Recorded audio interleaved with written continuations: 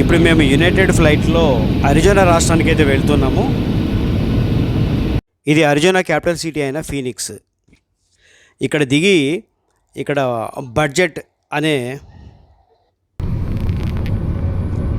ఇక్కడ ఎయిర్పోర్ట్లోనే ఉన్న బడ్జెట్ అనే కంపెనీలో కార్ను రెంటల్ తీసుకున్నాము. మా అబ్బాయి డ్రైవింగ్ చేయడం మొదలుపెట్టాడు. ఇప్పుడు మీరు చూస్తున్నదంతా ఫీనిక్స్ నగరం. ఇది ఎడారి ప్రాంతం. ఈ ఎడారి ప్రాంతంలో ఇంత పెద్ద నగరం అయితే ఉన్నది. మేము టెక్సాస్ నుంచి వచ్చాం కదా, ఇక్కడ మొత్తం 9 టైం జోన్లు ఉన్నాయి. ఇక్కడ అరిజోనాలో వీళ్ళు మాకన్నా 1 గంట ముందుంటారన్నమాట. పొడుగున అనేక బిల్ బోర్డ్స్ ఉన్నాయి. వాటి మీద యాక్సిడెంట్ అటార్నీస్ అని, కొలిజన్ అటార్నీస్ అని రకరకాల లాయర్లు తమ అడ్వర్టైజ్మెంట్ బోర్డులు పెట్టుకున్నారు. ఇక ఒకళ్ళైతే మేము బిల్ బోర్డుల మీద ఉండము, మేము కోర్టులలో అవపడతాము, మా లాయర్లంతా కోర్టులో అవపడతారు, ఈ బిల్ బోర్డుల మీద కాదని వ్యంగ్యంగా కూడా పెట్టుకున్నారు. ఈ రకంగా ఉంటుంది ఇక్కడ సిస్టమ్ అంతా. చూశారు కదా, చుట్టూ దూరంగా కొండలు మరియు అక్కడక్కడ చెట్లు. ఇక్కడ ఇండియన్ రెస్టారెంట్లో బ్రేక్ఫాస్ట్ చేశాము.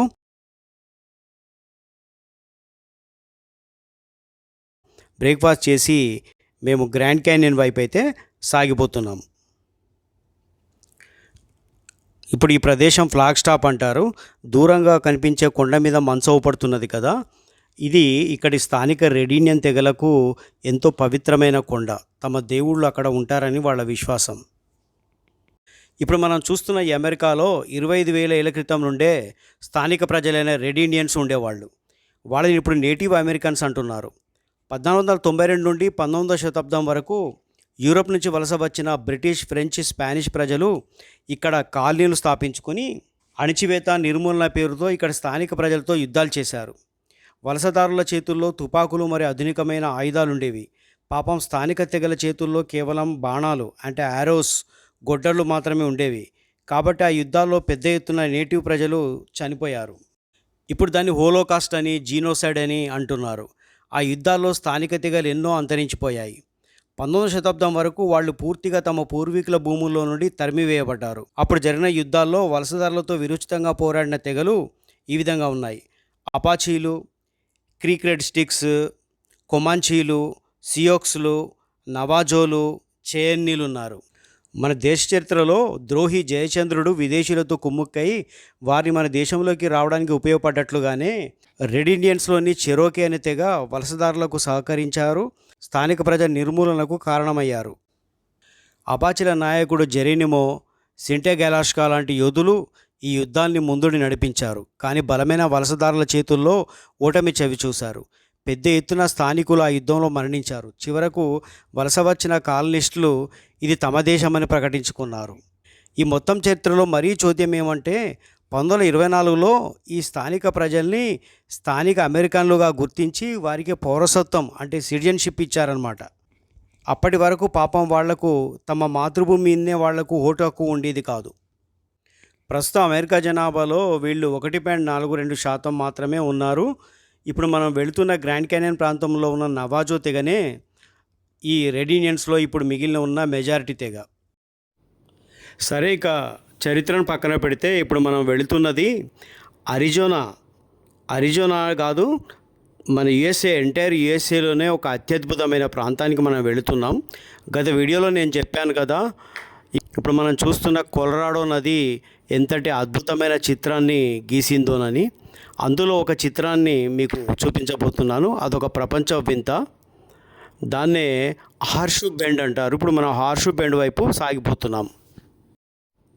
ఈ కొలరాడో నది ఉత్తర అమెరికాలోని నైరుతి ప్రాంతానికి చెందింది. ఇది ప్రధాన మంచినీటి నది. ఇది కొలరాడోలోని రాకీ పర్వతాల్లో పుట్టి దాదాపు 1450 మైళ్ళు అంటే 2330 కిలోమీటర్లు ప్రవహించి మెక్సికోలోని గల్ఫ్ ఆఫ్ కాలిఫోర్నియాలో కలుస్తుంది. దీన్ని అమెరికా నైరుతి ప్రాంత జీవధారగా పిలుస్తారు. ఆ నది గీసిన ఒక ప్రకృతి చిత్రం కొన్ని లక్షల సంవత్సరాలుగా అది ఒక భూభాగాన్ని తొలుస్తూ గీచిన ఒక అద్భుతం వద్దకు మనం వెళుతున్నాం. ఇంకా చెప్పాలంటే ఈ నది 40 మిలియన్ల మందికి తాగునీటిని అందిస్తుంది మరియు 5 మిలియన్ ఎకరాలకు పైగా వ్యవసాయ భూములకు నీరు అందిస్తుంది. అమెరికాలో నివసిస్తున్న ప్రతి 10 మందిలో ఒకరు దీనిపైనే ఆధారపడుతున్నారు. అంటే ఎంత పెద్ద నదో మీరు ఆలోచించుకోండి. ఈ నది అరిజోనా మీదుగా ప్రవహిస్తూ ప్రపంచ ప్రసిద్ధి చెందిన గ్రాండ్ క్యాన్యన్ని ఏర్పరిచింది. ఇప్పుడు ఈ గ్రాండ్ క్యాన్యన్ను మీకు రెండవ వీడియోలో చూపిస్తాను. ఇప్పుడు చూపించబోయేది గ్రాండ్ క్యాన్యన్లో ఒక పార్ట్, అది హార్షు బెండ్. ఇప్పుడు ఈ కొలరాడో నది మన యునైటెడ్ స్టేట్స్లోని Wyoming, Colorado, Utah, New Mexico, Nevada, Arizona మరియు కాలిఫోర్నియా అనే 7 రాష్ట్రాల గుండా ప్రవహించే అతి పెద్ద నది. ఇప్పుడు మీకు చుట్టూ ఎడారిలాగా కనిపిస్తున్నది, కానీ ఇది సముద్ర మట్టానికి 6,900 అడుగుల వరకు ఉంటుంది. అంటే 2,134 మీటర్ల ఎత్తులో ఉంటుంది. కాబట్టే వేసవిలో కూడా ఇక్కడ చల్లటి వాతావరణం ఉంటుంది. అయితే ఈ చలికాలంలో ఇక్కడ కురిసే మంచు అమెరికాలోనే అత్యధికమైన మంచు కురిసే ప్రదేశాల్లో ఒకటనమాట. ఇప్పుడు మనం తోపడుగుతున్న అక్కడక్కడ చూస్తున్న ఇండ్లన్నీ మనం చెప్పుకున్నాం కదా ఇందాక, రెడ్ ఇండియన్స్లో ఒక నవాజో తెగ ఇక్కడ ఉంటుందని. ఆ నవాజో తెగకు సంబంధించిన సెటిల్మెంట్స్ అన్నమాట. వాళ్లకు కల్పించిన రిజర్వేషన్స్. ఒక రకంగా ఈ ప్రాంతం అంతా వాళ్ళ ఆధీనంలోనే ఉంటుంది. ఇక్కడ టూర్ గైడ్ల నుంచి మొదలుపెట్టి అందరూ ఈ నవాజో తెగ చెందిన రెడ్ ఇండియన్లే మనకి ఇక్కడ కనిపిస్తారు. గ్రాండ్ క్యాన్యన్కు చేరుకునే మార్గంలో మనకు ఎడారి అంతమైపోతుంది. పచ్చని చెట్లు మనకు మొదలవుతాయి. ఇప్పుడు మీరు ఇరుపక్కల చూస్తున్న చెట్లను పాండరోజా పైన్ అంటారు. ఇది ప్రాంతంలో అత్యంత ప్రధానమైన చెట్లు. ఇవి 100 ఏళ్ల పాటు జీవిస్తాయి. ఈ చెట్ల బెరడు నుండి వెనిలా లేదా బటర్ స్కాచ్ సువాసన వస్తూ ఉంటుంది. ఇప్పుడు మనం మరికొద్ది సేపట్లో ప్రపంచ వింతల్లో ఒకటైన హార్షు బెండ్ను చేరుకోబోతున్నాం. ఇక్కడ బోల్డని హెలికాప్టర్స్ ఉంటాయి. హెలికాప్టర్ రైడ్స్ ద్వారా క్యాన్యన్ని వీక్షించవచ్చు. చూడండి, పైన ఒక హెలికాప్టర్ ఎగురుతున్నది. ఈ ప్రపంచ వింతను చేరుకోవడానికైతే ఈ ట్రైన్లో కొద్ది దూరం అయితే నడవాలి మనం. ఆ దూరంగా ఆ కిందికి లోయలాగా కనిపిస్తున్న ప్రాంతంలోనే మనకు నయనానందం కలిగించే దృశ్యం సాక్షాత్కరించబోతున్నది. కొన్ని 100 మిలియన్ సంవత్సరాలుగా ఈ ప్రాంతమంతా కొలరాడో నది ప్రవహించిన దృశ్యాలు ఇవి. ఆ దూరంగా కనిపిస్తున్న 2 గుంటలు లాంటి ప్రదేశాలు అవపడుతున్నాయి కదా, అవి చిన్న చిన్న గుంటలు కాదు. ఆ గుంటల్లోనే ప్రపంచంలోనే అద్భుతమైన దృశ్యం దాగున్నది. ఇదిగో ఇదే హార్షు బెండ్. గుర్రపు నాడ ఆకారంలో ఉన్నటువంటి ఈ నిర్మాణం చూసారా? ఇది కొలరాడో నది చెక్కిన ప్రపంచ అద్భుతం. చుట్టూ చూసారా, నది ఒక రింగులాగా తిరిగి ప్రవహిస్తున్నది. ఇది 1000 అడుగుల లోతు ఉంటుంది. మీకు చూస్తే వీడియోలో చిన్నగా కనిపిస్తున్నది, కానీ మీరు పరిశీలించి చూస్తే కింద 2 చిన్న పడవలు మనకు కనిపిస్తూ ఉంటాయి. మీరు ఈ దృశ్యాలు చూస్తూ ఎంజాయ్ చేస్తూ ఉండండి. దీన్ని east rim of grand canyon అంటారు. ఈ స్పెక్టాక్యులర్ దృశ్యం మనకు ఇక్కడే ఉన్న పేజ్ పట్టణం దగ్గరలో ఉంటుంది. ఇది టూరిజంకు చెందిన పట్టణం. అది కొద్ది దూరంలో ఉంటుంది ఇక్కడి నుంచి. ప్రతి సంవత్సరం 2 మిలియన్ల టూరిస్టులు ఈ ప్రకృతి గీసిన ఈ అద్భుత దృశ్యాన్ని చూడడానికి వస్తారు. ఇది గుర్రపు నాడ ఆకారంలో లోతుగా ఏర్పడిన ఒక అద్భుతమైన కొలరాడో నది వంపు. సుమారుగా 1000 అడుగుల లోతుల్లో ఈ వంపు ఏర్పడిందనమాట. అంటే ఈ నది దృశ్యాన్ని మనం 1000 అడుగుల పైనుంచి చూస్తున్నాం ఈ గ్యాలరీ నుంచి. హార్షు బెండ్ బ్యాటిల్ ఇక్కడే జరిగిందని కొంతమంది పొరపడుతుంటారు. అది 1814లో అలబామాలో జరిగింది. దానికి శామ్ హ్యూస్టన్ అనే అతను నాయకత్వం వహించాడు. రెడ్ ఇండియన్లను ఊచకోత కోసిన ఇతడి పేరు మీదుగానే హ్యూస్టన్ నగరం ఏర్పడింది.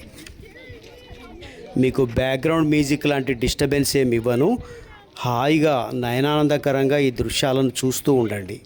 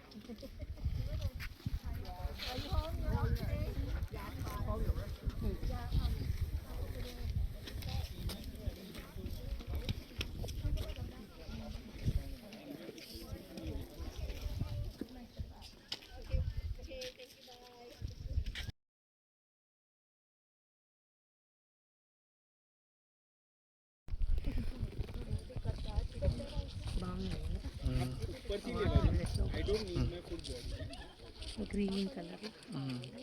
మీకు నేను జా డ్రాప్ స్పెక్టాక్యులర్ దృశ్యాన్ని అయితే చూపించానని అనుకుంటున్నాను. నెక్స్ట్ వీడియోలో దీన్ని మించిన అద్భుతాన్ని మీకు చూపించబోతున్నాను. అది కూడా కొలరాడో నది కొన్ని బిలియన్ సంవత్సరాలుగా తయారు చేసిన ది గ్రాండ్ క్యానియన్ 540 మైళ్ళ పొడవైన గ్రాండ్ క్యానియన్ వ్యూ పాయింట్స్ను మీకు చూపించబోతున్నాను. అది మిస్ కావద్దంటే సబ్స్క్రైబ్ చేస్తే మీకు నోటిఫికేషన్ అయితే వస్తుంది.